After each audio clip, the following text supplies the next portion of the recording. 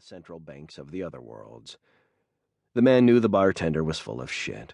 There wasn't an establishment on Celtiboria that wouldn't happily give 3 times the official rate, regardless of local laws and regulations. But he didn't care. The barkeep had to earn his way, and if cheating his customers was the only way he could do it, so be it.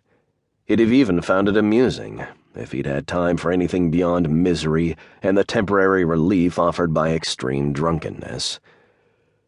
"It's all right, just keep the change, and keep this will coming until I'm under the stool instead of sitting on it." The man wasn't really drunk, not yet at least. The slurred words were more wishful thinking than real impairment. Getting drunk was a challenge for him, something that took a lot of effort, and one hell of a lot of booze. He grabbed the bottle and filled his glass right to the top. Then he picked it up and drank it down in one slug. It was shit, some kind of bathtub brew that burned like battery acid going down. But right now he'd have guzzled steroid piss if it would dull the pain. Erase the memories, even for a few hours. But that was easier said than done.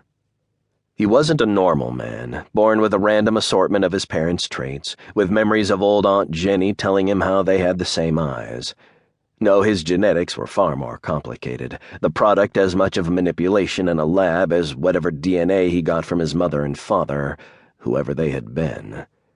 Many people would have considered his genes a gift. They made him stronger, faster, smarter, more capable than pretty much anyone else he'd ever encountered. But they also made it damned difficult to get drunk, and most of the time that was all he cared about. He realized people would consider him ungrateful for the capabilities he so despised, but he didn't see things that way. He was doing his best to throw away his talents, and he radiated contempt for the things he could achieve if he chose to. Indeed, he was far too aware of just what he could do, the terrible uses to which he'd put his capabilities in the past, and it was that more than anything that made him want to crawl into the bottle. He wanted to be left alone, and usually that's what he got.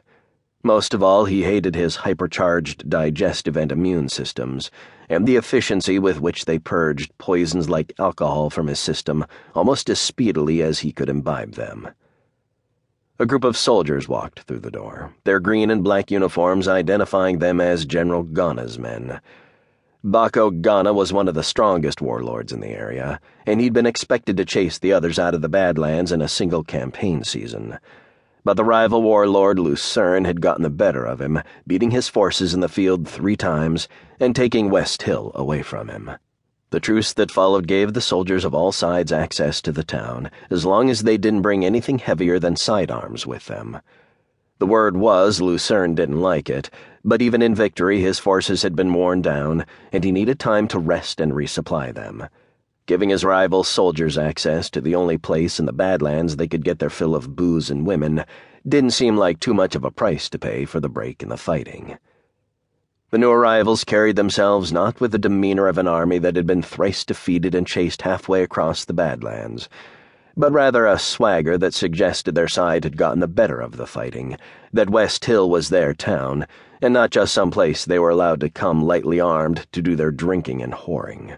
The man would have quickly seen through the pretense, realized the soldiers were overcompensating, covering for their bruised morale. That is, if he'd noticed them at all. Which he didn't. Apathy had become his religion, and he was deep in prayer, with no interest in anything save the bottle in front of him. "Barkeep, 4 whiskeys, and be quick about it." The soldier's voice was coarse. He and his comrade sat down at the bar, the speaker at the end of the group right next to the man. The 4 of them were puffing on foul-smelling cigars, cheap ones, the man realized, as the noxious smoke wafted in his direction. The soldier next to him reached out and grabbed his drink as the bartender set it down. "Another," he barked, as soon as he'd tossed it back and set the glass down. Then he turned his head and stared at the man. "So what the hell do we have here?" he asked, the disrespect unmistakable in his tone. "Some homeless wanderer in off the scrub?" He paused, his gaze locked on the man. He made a face. "You stink, you know that? You reek like the trail." He paused, turning back and downing the drink the bartender had just poured for him. "You got any script on you? 'Cause one of them fine women